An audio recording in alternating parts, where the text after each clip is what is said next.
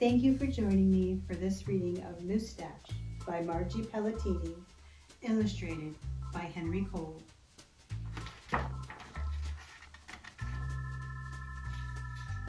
Moose had a problem, a horrible, hairy, prickly problem. It grew right below his nostrils and just above his upper lip. A moostache. Now, not a few spare hairs or shy little stubble.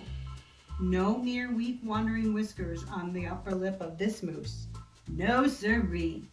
Moose had a big, bushy, bristly, mighty moostache. But a moostache that was a burly, surly, mangy mess, and it itched a lot. Sure, he plucked, and he tweezed. He even clipped, snipped, and teased. But his combs were still cowards, and his brushes rebelled. His scissors simply surrendered. Moose was in a frizzy tizzy. The moostache was completely cramping his style. He was a great hoofer, but he could barely bop and hip-hop with a moostache going flip-flop.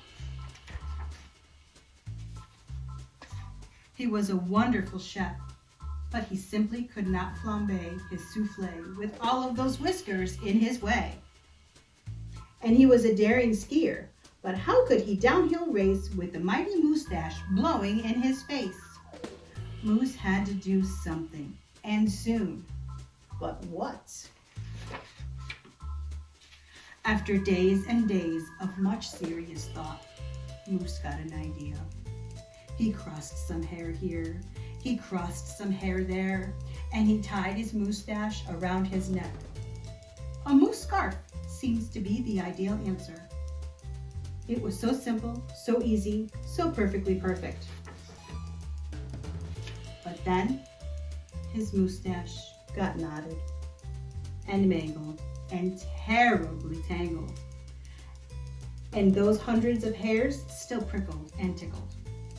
Worse, Moose could barely take a breath with all that moostache wrapped around his neck. So Moose untied, unwrapped, unknotted, and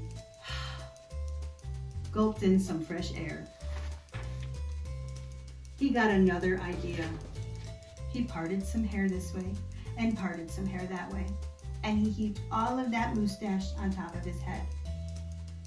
Moustached antlers seemed to be the ideal answer to his problem.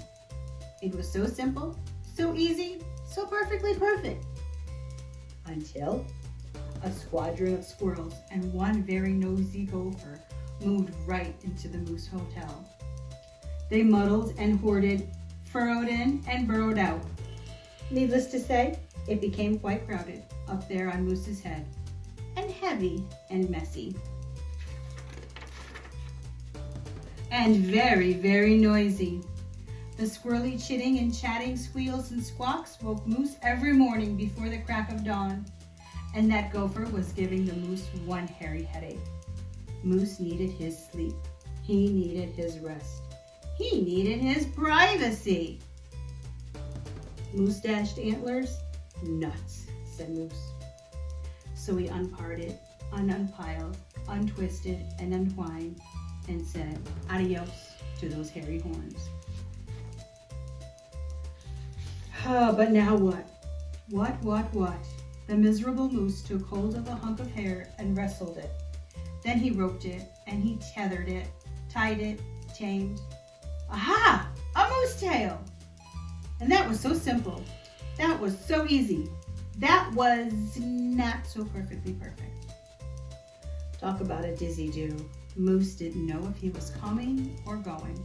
Backward, forward, this way, that. He didn't know which end was which.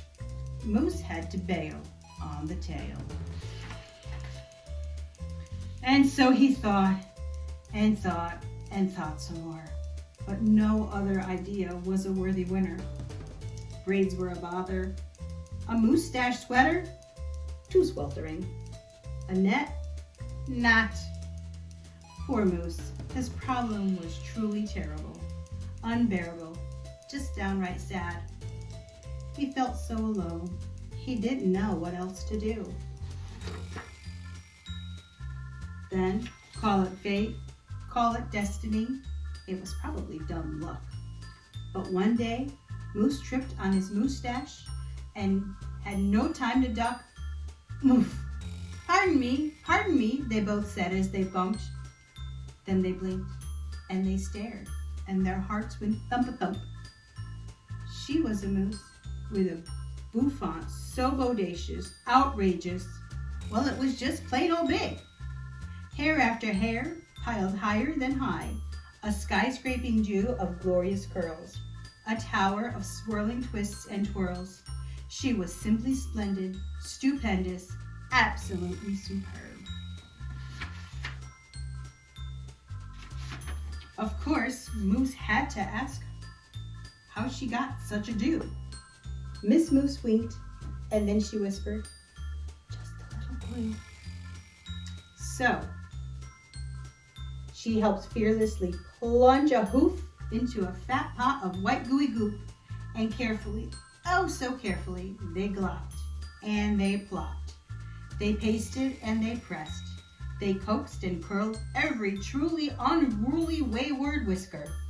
Around and around they tweaked and twirled those horrible hairs until Moose's once mangy mess was now a wondrous, winding wave of marvelous Moosetach.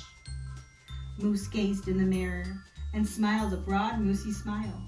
He was so happy, so glad, just giddy with glee.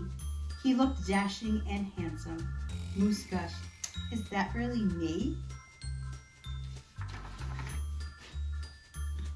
With not a care for one hair, the moose pair boogied and bopped, and their cooking was hot, hot, hot. So of course it wasn't long after that Moose and his Moosetach and his beautiful bride fox-trotted and tangled and waltzed down the aisle. Good hairs, bad days.